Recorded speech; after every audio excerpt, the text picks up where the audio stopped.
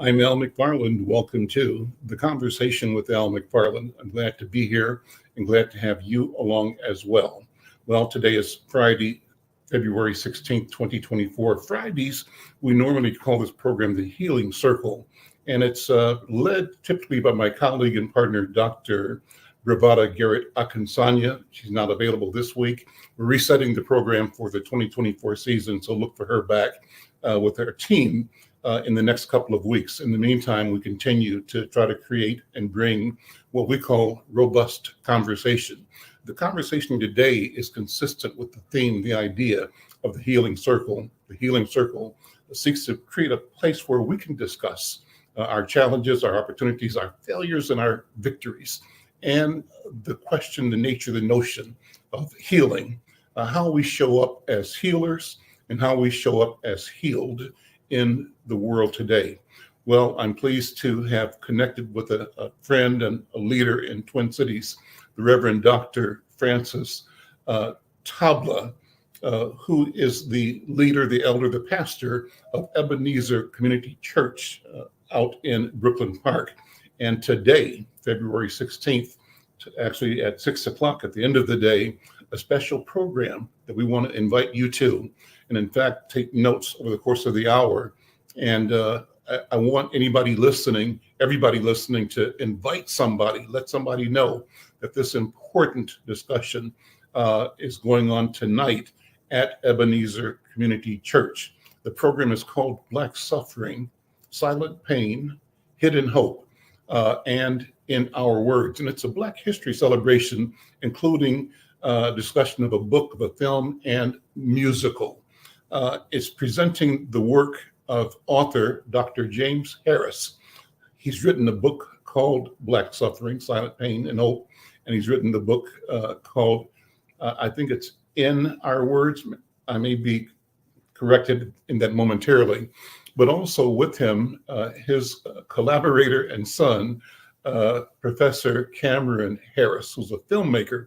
His film called In Our Words, that's where the connection is.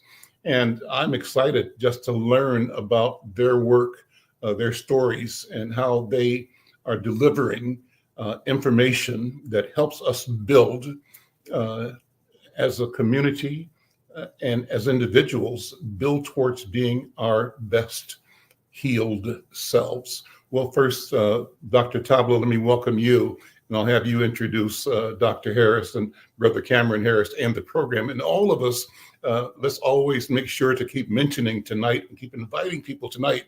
It's at Ebenezer Community Church, 9200 West Broadway Avenue in Brooklyn Park.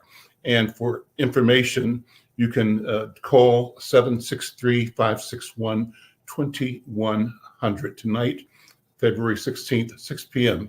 at Ebenezer Community Church in Brooklyn Park.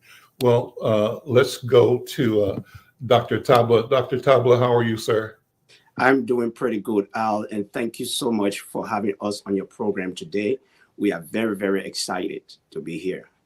I'm excited to have you here and excited to have this conversation. But before we get into our additional guests, let's talk about Ebenezer and talk about Dr. Francis Tabla. Introduce yourself and your great work and great vision here in Twin Cities. And actually, you are global in your reach and perspective. So talk about what you're doing and why you are doing what you do.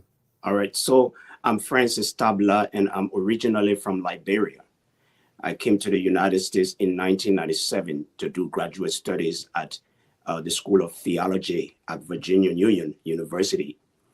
And because of the civil war in my country, we couldn't return, and we began to ask God what to do. And he led us to plant a church that would reach out to Liberian immigrants in the United States. And so we surveyed about 7 states, and Minnesota stood up on the top in terms of the possibility of a church plant. And so my family moved into the Twin Cities in June of 2000, got a Bible study started with about 8 people in September of 2000, started worshiping in December of 2000, and the rest is history. We are now over 800 members, and we have, by the grace of God, built a sanctuary that is about 33,000 square feet, over $10 million US here in Minnesota.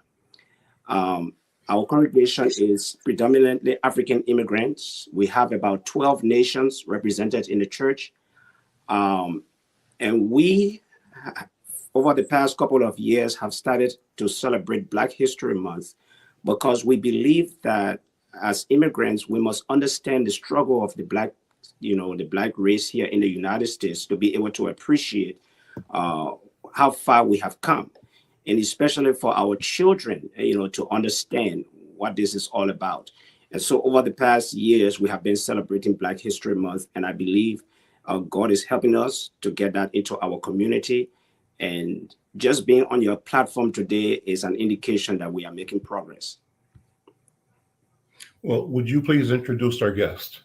All right, so our guest today are the Reverend Dr. James Henry Harris. Dr. Harris is my professor of preaching from the Samuel DeWitt Proctor School of Theology, and he's also the pastor of Second Baptist Church right there on Otterwood in Richmond, Virginia. I have been, one of the blessings of my life is to have been a student of Dr. Harris, and we have kept our relationship over the years. He was very instrumental in me acquiring my doctorate degree here in Minnesota, very instrumental in giving me platforms to share there at Second Baptist Church, introducing me to some scholars around the country. And we are so privileged to have had him here a couple of times. And this one is special because he's now with his son, Cameron, who, as you already know, is a professor in film. And they are teaming up this time to help us celebrate Black history here at Ebenezer Community Church, not just for our church, but the entire community. Let me ask Cameron Harris, first of all, before I go to Dr. James Harris, to talk about the run of the show tonight. What will people experience tonight? And why is this, what you're doing, so important? It's very important to explain the value proposition. I think it's, so first and foremost, thank you for having us on your show today, Al. And what audience members and viewers can expect today, they can expect a learning experience, but also a joyous celebration at the church. And also thank Dr. Tabla for having us. And one of the things about teaching that I've noticed is I've had a lot of bad teachers in my life, and I strive to not be that. And, my father's been an excellent example of what a good teacher can be. And so with creating stories and an environment, we want to celebrate Black history at this church. And we want this event to be something that causes our viewers and audience members to think and go out in the community and figure out how they can be of service to their brothers, whether it's Africans in the diaspora or African Americans. So this event is a celebration of Black history. And also it's a celebration of education and the possibility that moving into the future, things will be better. Dr. Harris, so glad to have you here. The title, Black Suffering, Silent Pain, Hidden Hope. What's there? What are we talking about? Oh, wow. Thank you, Al. Appreciate it. And thank you. And Dr. Harris, if you feel like preaching, you're welcome to. whatever the Spirit leads you to do, that's what we're going to do. That's so kind of you. That's so kind of you. I'm honored to be a part of this with my son Cameron, and also with Francis, and certainly with you, and your kindness and generosity in having us on today. I want to point out that Black suffering has been, as a book, it's been a journey, and it's taken a while. I've done like preludes to various audiences around the country, including at the church and other places. I delivered a lecture in South Africa at the University of South Africa, probably in 2016, I believe, and I had submitted a proposal in Black theology to talk at the university about Black suffering. The proposal was accepted, and so the first time I talked about Black suffering was at Hampton University, where I had delivered a lecture, and also at the University of South Africa, where I continued that lecture series and discussion.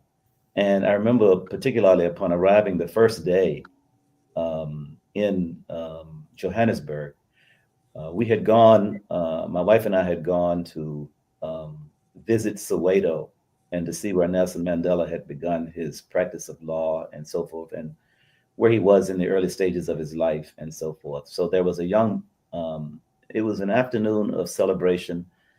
A young kid was out there in the yard or in the street, and he asked if he could sing a song for me. He recognized initially that we were probably not from Soweto, and so he suggested that he sing a song and did a little dance. And then after he did that, he said to me, "You don't have to be afraid of us here." And I was almost in tears, because this was a kid about 8 years old who recognized in my face an element of fear that he wanted to comfort me in connection with. So this child said to me, "You do not have to be afraid of us here," a kind of fear that I think is ingrained in the consciousness of African Americans in living on this continent and in this nation. Because the truth of the matter is, as you and everybody on knows, the fact is that you can walk out of your front door on any given day and be maimed, shot, or killed, even by the police, unnecessarily. We all know, that here in Minnesota, right around the corner from where we sit today, one of the most prominent murders in the world of George Floyd took place in 2020 at the beginning of the pandemic's year, and it caused a lot of protest and other kinds of things. But the bottom line is, we have protested before, and we continue to protest. And in spite of the protest, I haven't done the complete statistics, but I know that hundreds of black males and females have been shot and killed by the police, even after the conviction of those who perpetrated this high crime and misdemeanor here in Minnesota. So even though we have protested around the nation, the murders continue, the suffering continues, the pain continues. It's so ubiquitous that we take it as a part of almost like the oxygen we breathe. It's the ubiquity of it makes it non-extraordinary, okay, and it makes it palatable to everybody in American society and around the world. The bottom line is that Black suffering has always benefited white people in America. Okay, white people have benefited from the suffering of Blacks, starting with the slavocracy, starting with Blacks as chattel in the United States for 300 years or so, making money, Blacks working wageless and powerless, building this country on the backs and labors of Black slaves. So it has been a monetary enterprise for white America. The great planters of Virginia and Plantation South, Louisiana, South Carolina, North Carolina, and so forth, Georgia, Alabama, Mississippi, these planters became rich Americans off the backs of Black slaves. So the history continues in many, many ways. The suffering continues. The wages of Blacks continues to be less than they are for whites. And we go on and on and on and on. You know the story as well, and maybe even better than I do. Well, let's dig into, what you had in mind when you focused on silent pain. Talk about that more. Yes. What I mean by it is that we have, as a people, been pained and still are in pain by so many things, and by the systematic nature of suffering and Black suffering that takes place. And we have been pretty much silent about it. We have, and I think that silence also has grown out of slavery, when it was criminal, to speak up or to protest or to say anything against the pain that the slave master perpetrated against the Black body.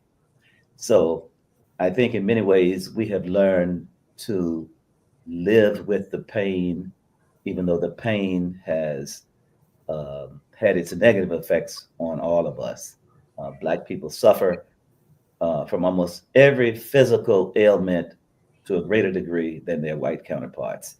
I think that's an internalization of the pain, the silence of the pain that we live with from day to day. But the pain has not killed us, and we still have hope because we are hopeful, we are hopeful people. I'll give you one quick example, and that is, in Black churches throughout America, we celebrate what we call watch night services. That's every New Year's Eve. These services are not celebrated in white churches. It's a Black church phenomenon. And the watch night service started because the Black slaves were watching for the next day, the New Year's Day. They would stay up at night, almost all night, praying that the next day would bring freedom. And so they were praying and bringing in the new day, the new year, as a freedom day and a freedom year. And I think in many ways, that's where the hope lies. Even though, we understand that there are times and incidents where we have to do more than hope. But I think without hope, we probably could not even survive at all. Let's show the books you've written. Have you talked even more about them, Dr. James Harris? Black Suffering, Silent Pain, Hidden Hope. And as you say, it's a collection of essays, I think, over a period of time. And you describe our condition as one of being hopeful by nature. Hope to what end? What do you and how do you describe the character of hope for our people? And what's the relationship between our hope and hope for humanity as you see it? Yes, that is a marvelous, wonderful question. I think that all of humanity can learn from Black people and what Black people have brought not only to America but to the world. In the face of all kinds of indignity, all kinds of distress, all kinds of pain, and all kinds of suffering, Black people have still been able to not only survive but to thrive. I think the Black church is a perfect example of that.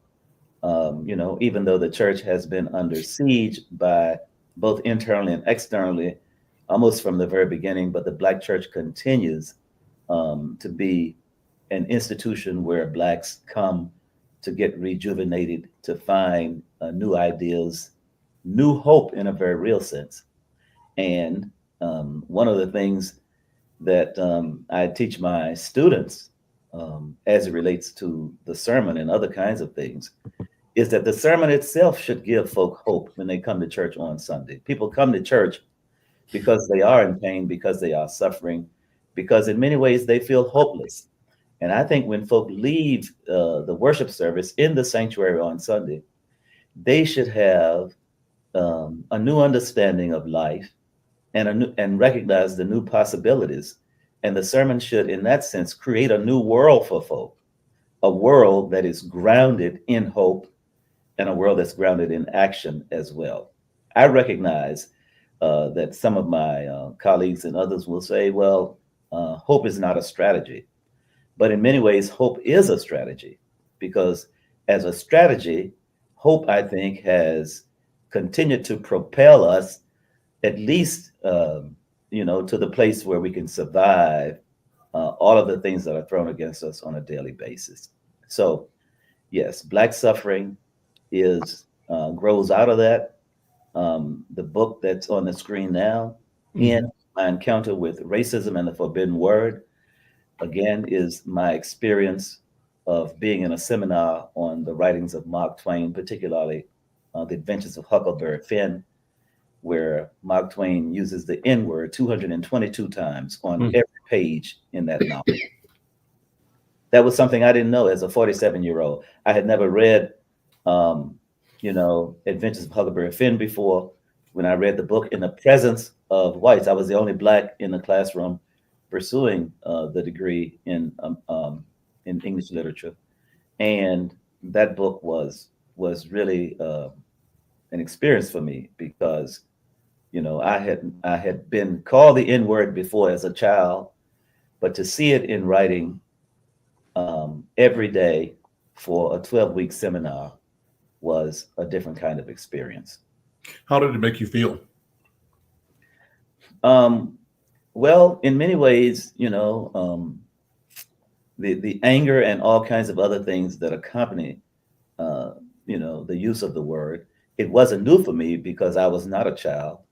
You know, I was an adult. I was a professor at the time, and so I realized that, you know, again, the ubiquitous nature in which Mark Twain used the word, I argue, is also a reflection of the racism, not only of Twain, but of America as well. And the reason why I claim in that book, and I've claimed on other platforms, the reason why Adventures of Huckleberry Finn, you know, is one of America's classic pieces, is because of its use of the N-word over and over again.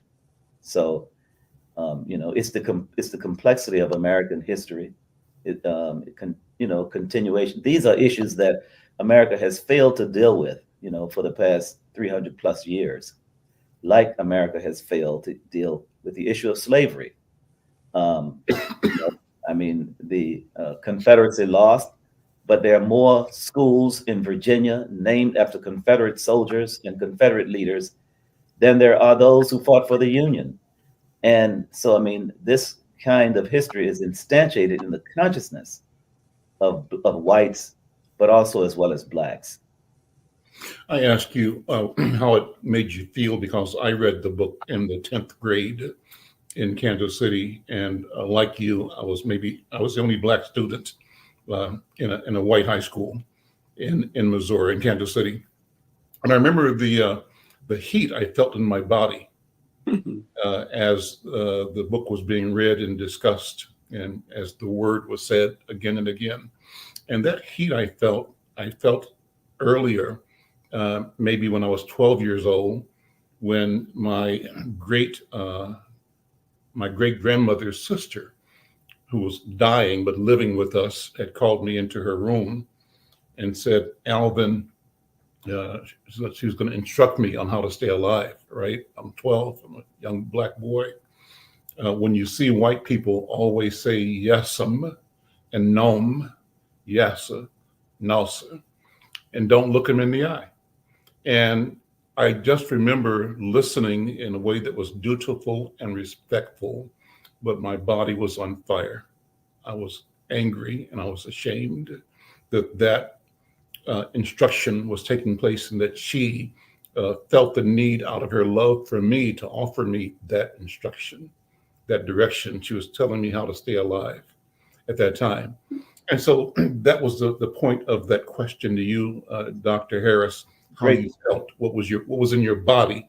And it ties into everything we talked about, is the damage that our experience and that suffering has inflicted in us, and the trauma that is generational, that doesn't go away.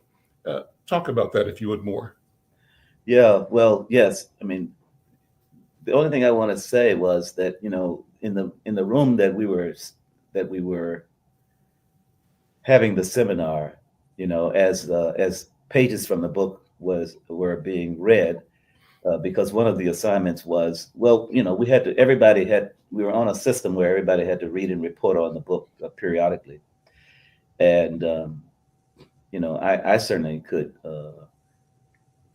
think about, as the book was being read and discussed, images in my own mind and my own consciousness were always coming back as to what was taking place, even in the old antebellum house that the course was being taught in. Okay. So it was in that was a part of the way I felt as well. And the professor of the class, a tall, lanky white man, had the audacity to have each student to learn and recite 250 words from the book itself. And on that part of the assignment, I refused I refused to recite from Adventures of Huckleberry Finn, and instead I recited from Count Cullen's Incident. Once riding in old Baltimore, heart felt head filled with glee. I saw Baltimorean kept looking at me, and so forth. And I also recited from Langston Hughes' Refugee in America, instead of reciting from Mark Twain's book. So I think that was my example of protest. And I think that showed forth the deep anger that I felt in reading the book.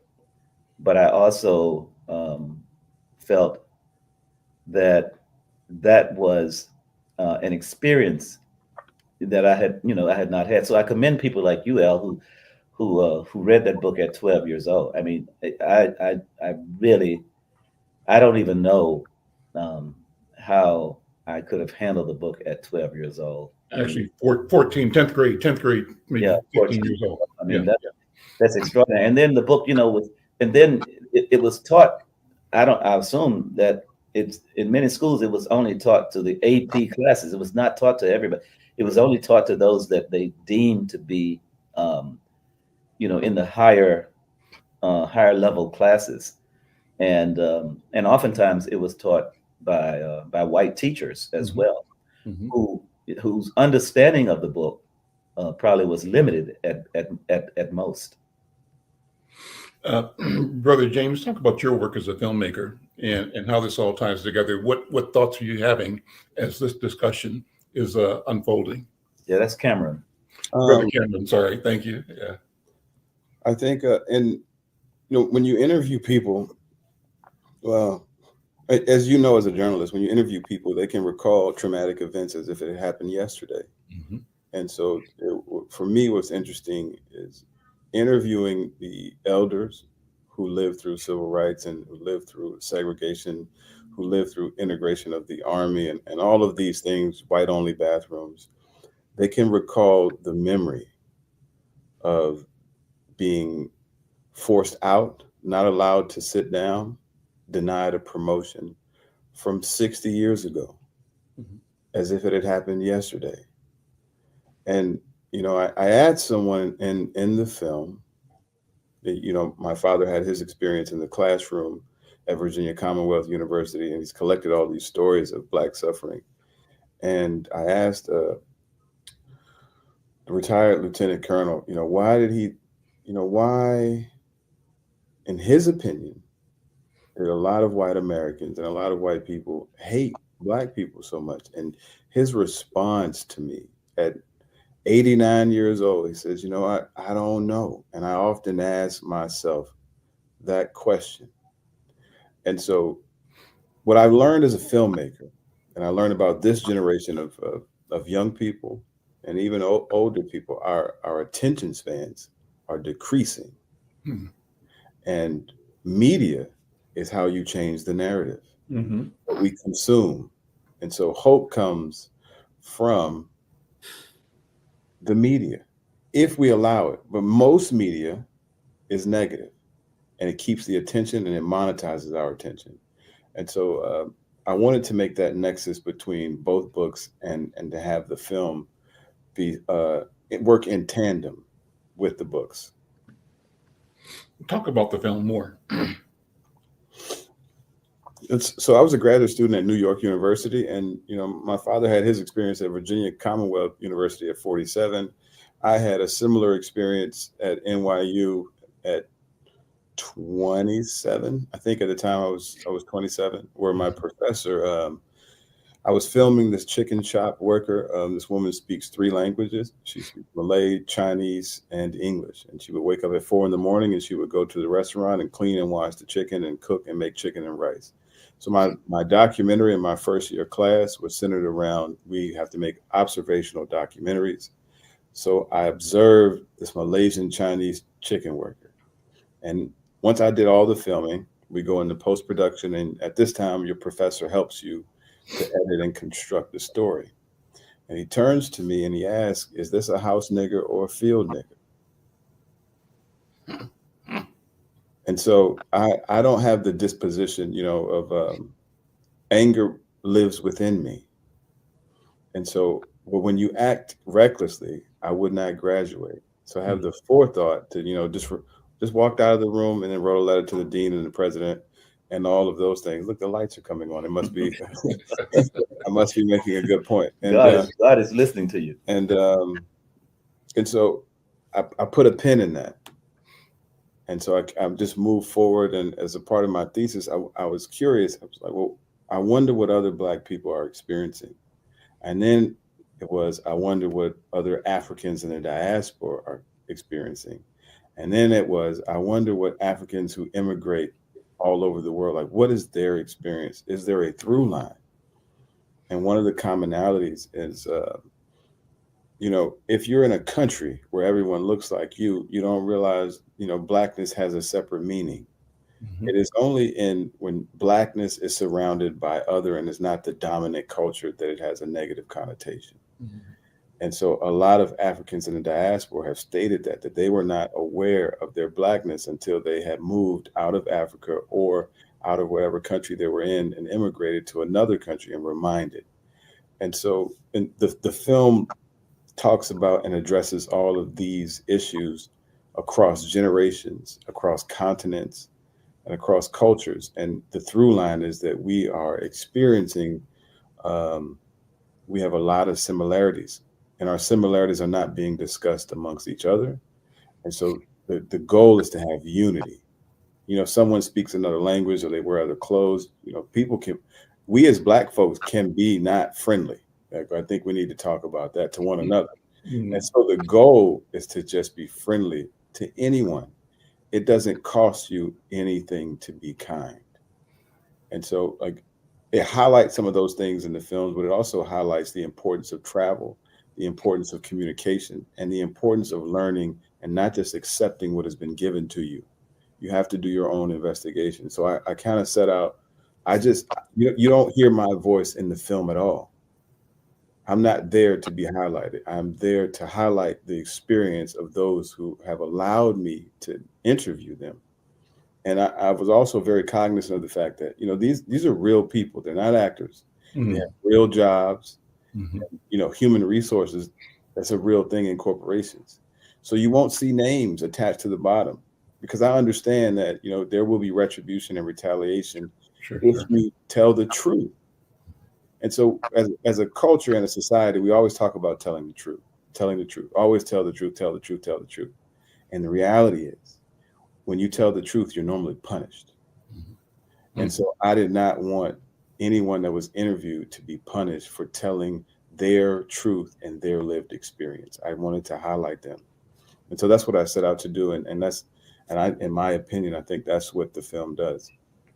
I'm Al McFarlane. This is the Conversation with Al McFarlane. What a wonderful program. We're going to continue. Dr. Tabla, I want you to come and talk about your experience and the discussion so far. I've got a bunch of questions. I'm looking forward to continuing this conversation. We'll be back in just a moment. Are you or someone you know recovering financially from the COVID-19 pandemic, the lockdown, or any other reason? If so, help is available. Findhelp.org is a site to find a wide range of resources, including food, medical care, and more. The best part is based on your zip code. Visit findhelp.org, enter your zip code and the service you need. You'll get a map directing you to the organizations that can help you. Help is waiting at findhelp.org. If you need help starting anew, findhelp.org is the site for you. I'm Al McFarlane. This is the Conversation with Al McFarlane, reminding you that tonight at Ebenezer Community Church, 9200 West Broadway in Brooklyn Park, Black Suffering, Silent Pain, Hidden Hope, and In Our Words, a presentation, a Black History celebration, including discussion of book, film, and musical. It's tonight, February 16th at 6 p.m. at Ebenezer Community Church, 9200 West Broadway Avenue, Brooklyn Park, Minnesota.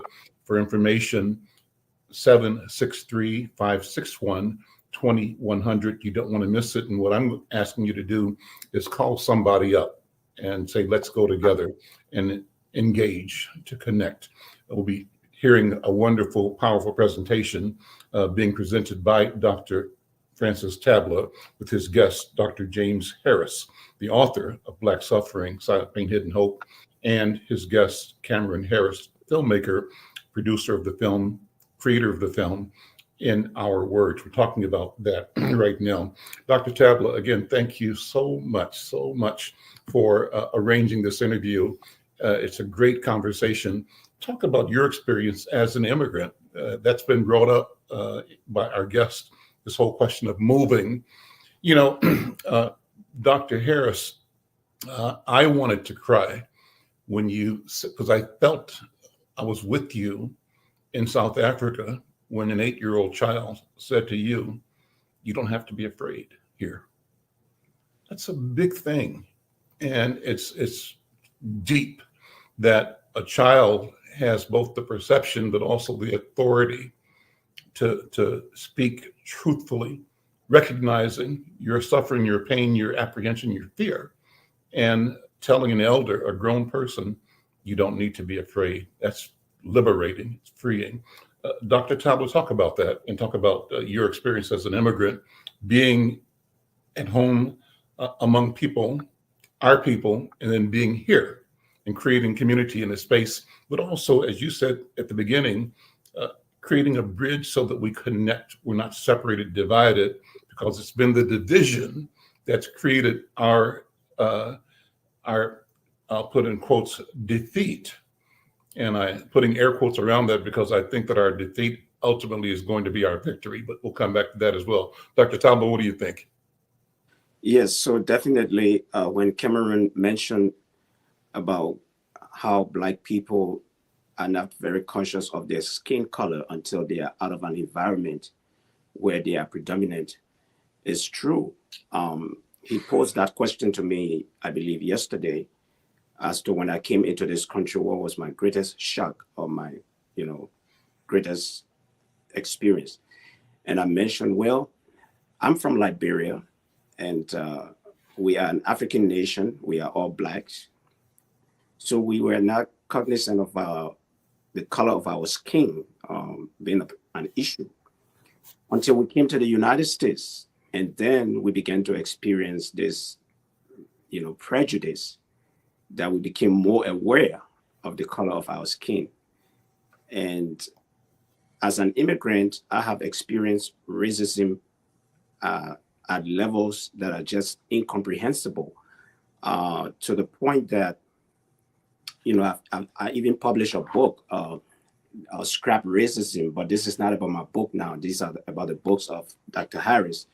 But in that book, I captured some of my experiences that I had here, with racism. And so one of the things I like about my publication is the fact that as an immigrant who came into the country, I can speak as an outsider that what my African-American brothers and sisters have been saying is true. I remember on a given Sunday, I was, speaking about this book, and Attorney General Keith Ellison was worshiping with us. And as I talked about the book and talk about my own experiences as an immigrant with racism, after the service, he came to me and he said, "Dr. Tabla, when you were talking, my eyes began to bawl."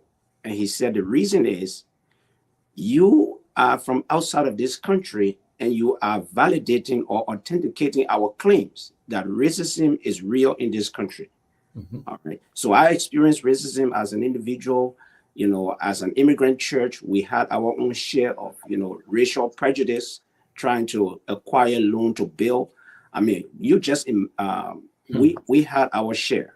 Mm-hmm. All right. And we purchased our land 2004. It took us 11 years before we could finally get a breakthrough to get loan. And some of the excuses that the banking institutions were giving were all related to racial prejudice. Mm-hmm. So definitely we have had our share. And again, I'm extremely excited about this possibility because we want our younger generation, all of us. I'm still learning. I want to know about the struggles of Black people in this country, to develop a better and greater appreciation of where we are now and where we can potentially go as we are empowered. Dr. James and Brother Cameron, a story.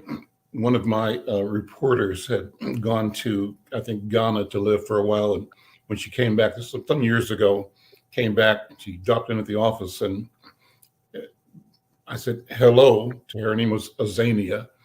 Hello. And so she said, hello, African. And I'd never been called that before at that time. I said, what you call me? The defensive recoil. What you call me? She said, hello, African. And I thought about it. And this reminds me of the 8-year-old Dr. Harris. Said, what'd you say? I asked her again. And she said, hello, African. And there was something healing in the voice, healing in the word, something completing and fulfilling, something awakening in being acknowledged and called an African as an affirmation and as a positive cultural attribute, as a legacy of an invitation. And so the healing was in the voice, the word, the power, and the intent around it and with it. Doctor, as you were speaking, I was reminded about our legacy and continuity, I guess that's the right word. Right over my shoulder here, you can't see it, but there's the largest square picture up there is my family growing up in Kansas City. In that picture, I'm on the bottom row, bunch of kids on the floor. I'm 4 years old. But on the divan, seated, my mom, her mom, we called her Big Mama. They're from Mississippi, from Sunflower area in Mississippi. And her mom's mom, who was Lizzie, I didn't realize it at the time, but some years later, just a few years ago, when I went to see the movie 12 Years a Slave, I came home and for some reason, either the light was right, time was right, but the picture was glowing. And I got up and grabbed it like your lights just went off and on over there. Brother Cameron, this picture was glowing for some reason. And I picked it up and held it and looked at it and thought about it and did the math. Lizzie was born the property of other human beings. I knew someone personally who, when she came into the world, was the property of another human being. And it brings me to understanding that we have not come far from the trauma, the oppression, the criminal enterprise of slavery that is called the United States. That's what it was. It was a criminal enterprise. And that's what it remains in many ways, because it operates on the return on those investments. And we were the product as enslaved human beings. Throwing that out there, Dr. Harris, for you to respond and for you to respond, James. And I'm particularly interested in your experiences as you travel the world. You mentioned South Africa. James, you said you've been working around the planet. I want to know about what you're discovering as you interact with our people and people around the planet. Dr. Harris. Yes, actually, my son Cameron is the one who has traveled the planet. I was in South Africa, but Cameron is much more of a world traveler than I am. He could speak to that. I'll say something briefly about that. As you said, that the experience of the young Black boy was, to use your language, really was healing, but it was also eye-opening, as well.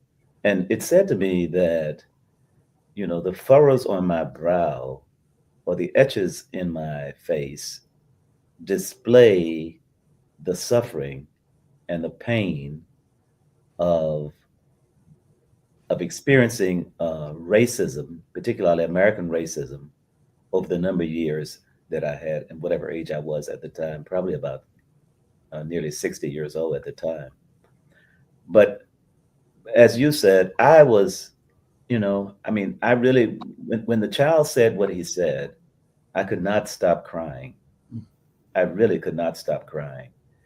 And even today, when I recollect that incident and that experience, I still often well up with tears because of the insight of the child and the child's ability to really get to the core of what I was researching and what I was all about, and that is Black suffering and also silent pain and the hidden hope.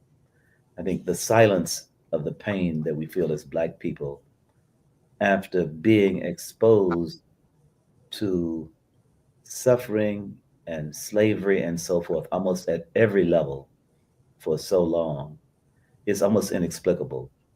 And the only way it can be often expressed is through the silent tears um, that we all experience from day to day. Now, you mentioned when you mentioned Sunflower County in Mississippi. Mm-hmm. You know, I'm not a Mississippian, but I recognize the name of that county because it is the same area where Emmett Till was murdered. Mm-hmm.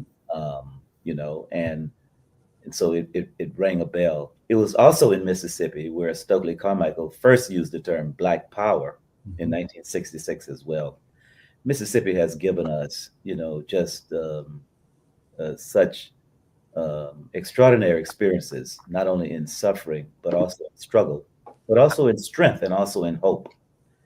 And you know, so I'm inspired often by the stories that my son Cameron tells more fully, and he is the one who has talked to our people on every continent in the world about what it means to be Black. Cameron, go ahead. I think that you know, most people are outside of conflict zones, or just even in conflict zones, are friendly. There's a friendly person, and like you will find whatever you're looking for. And so I try not to look for trouble, and I'm a glass half full kind of guy. You know, if there's a tragedy, I say, all right, where's the possibility? Because there are too many negative people.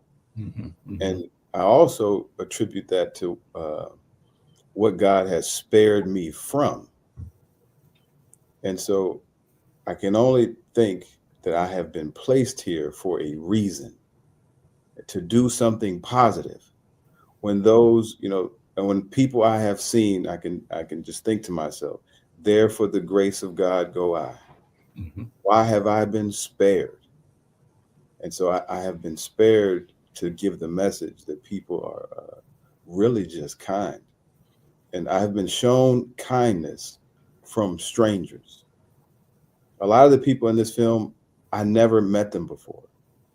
Before we sat down for the interview, as we have sat down today, I only had one conversation with them via email, or I met some people on the street, and then I showed up at their house, and then they brought their friends. And so I just got back from New Zealand and Australia, and I met with a lot of Aboriginals there, and you know, they welcomed me. I mean, a Maori man who I had just met walking down the street. You see somebody walking down the street and they give you the head nod. Okay, Yep. yeah. So he gives me the head nod. He said, "What you doing here?" And we chatting, and he takes me to his gym, and he takes me to his home. I meet his wife and his kids, and you know that. Like, people will say, "Well, you know when you know," and as a whole, like, our people are very friendly and welcoming, and most people, you can tell when you see someone. Also, when you spend a lot of time moving in the world by yourself, you can tell when people mean you harm. Mm-hmm. And so I have been spared for whatever reason, and I'm always reminded that God is doing for me what I could not do for myself. Mm-hmm. And so I have to guard and protect my gratitude and share that with everyone, that the possibilities and the gifts of God freely I have been given. So I need to be of service to my people wherever they are. Let's look at a trailer for your project, your film. Cooper, go ahead.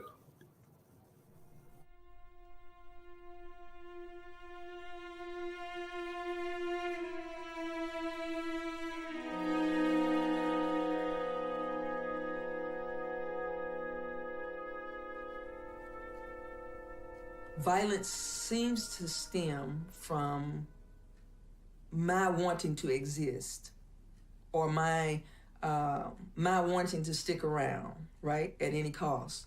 So white people, when they came to America, that's what they did. Through violence, they have everything that they have. And now when black people show a little violence because they want to have something, it's a big to do. And I think that's ludicrous. You have killed, you have stolen, you have maimed, you've torn up families, you've done all kind of junk to people. And when you see black people doing it, we're called animals, or whatever the case may be. But that definition never applied to you when you came to this country and you did the same thing.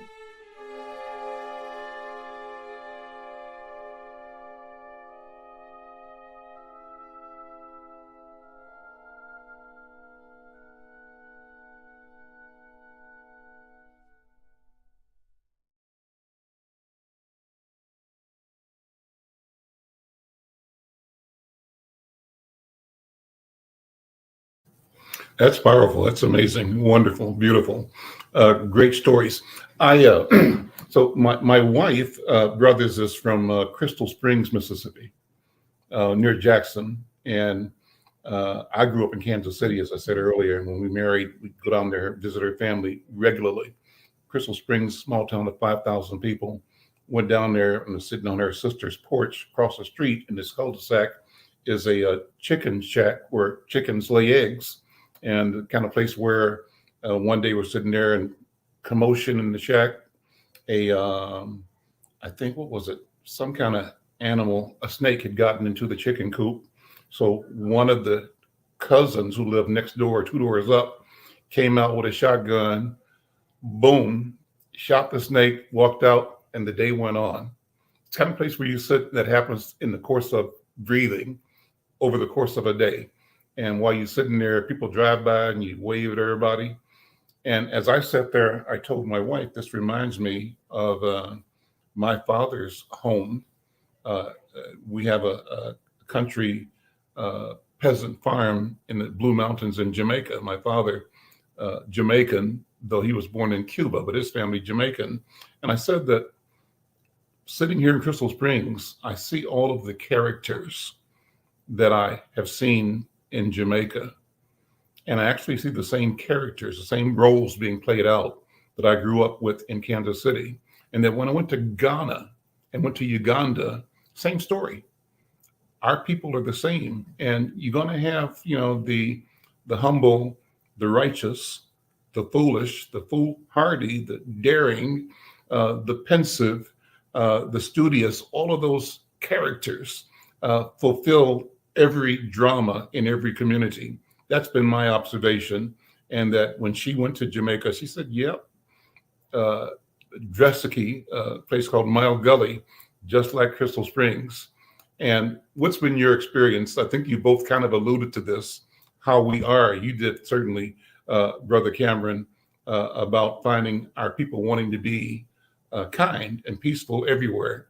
Talk about your discovery of how we show up for each other around the planet. I think when there's a call to action, there's a kind of a wavelength that people function on as you move around, and there's that positive energy that you can tap into. And when there's a call to action, people want to say all the time that Black people don't support one another. We don't support small business. And I am sitting here right now as support of Dr. Tabla, who I haven't seen in 27 years, 26, 27 years, give or take. And so I want to smash that narrative because it's not true, but it's not being disseminated to the masses.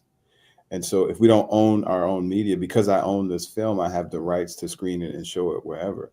Mm-hmm. And the ownership component, that's critical, because that's how we change the messaging and the narrative that we don't support one another. We're not kind to one another. We're all of these things. And if you turn on the television or the news, that's what you will see. Mm-hmm. My day-to-day interactions with Black people across the planet has not been what I have been shown, or not what I was told in school. when I was, I can remember in school, there's a woman in the documentary where she talks about being going to the guidance counselor and telling the counselor that she wants to be a teacher or something. I'm paraphrasing right now, but the guidance counselor tells her that she's going to be a florist. And she says, no, I'm going to be this. And she says, no, you're going to be a florist. And so that ceiling that is placed upon us sometimes is not real. And Dr. Tabla talked about this too, the racism and the prejudice that he experienced. But when you come from, and if you know that you can fly, why would you ever fall? There are going to be obstacles. Life is not a yellow brick road. It has taken a long time to acquire the capital to make the church become a reality. But where does that drive, ambition, and that knowledge come from? It comes from centuries of history. It comes from seeing people achieve and attain the impossible. And so just because it's difficult, when I see that over and over and over and over again, that means in my mind, I can achieve anything. It may not be overnight as Instagram and TikTok is. It may not be in the next 24 hours. But if I continue to chart the course and I continue to do what I was designed for, then it will come to fruition. I call that the ability to recognize the gift in each other. That if we lead both expecting and seeking and delivering our gift in each and every encounter, we invite the people that we encounter to respond at the level of their gift as well. And that gift is a sense of what is divine in us, that we have a responsibility to grow and return to the Creator. So listen, we're out of time. This hour has gone so quickly. I have enjoyed the conversation, and I want Dr. Tabla to take a minute to, again, invite everybody to this event this evening. Yes, so certainly. This is part of our Black History Month celebration, and we are excited to have Dr. James Henry Harris and his son Cameron featuring at this event tonight. And because we want as many people as possible to show up, we have just made the donation $10 for adults and $5 for kids. So you can come. Please do not let the finances to make you stay home. Come and be a part of this great celebration. We're going to have the music ministry of Shiloh Temple from Minneapolis, Minnesota. And we're also going to have the music ministry from the Ebenezer Community Church, interwoven into the celebration. It's going to be a great time of fellowship, and we invite you to come. Well, gentlemen, thank you so very much, Dr. Harris, Brother Cameron Harris, and Dr. Tabla. Thank you so much. There's the number, 763-561-2100. Call for information. Most importantly, show up. Gentlemen, I thank you so very, very much. God bless you. And I want to say that I think we're in this together. And what I also say is that victory is both imminent and inevitable. We simply have to keep breathing and keep walking. With that, I'm Al McFarlane. We'll see you next time. Thank you. Thank you so much. Thank you. Thank you. Thank you.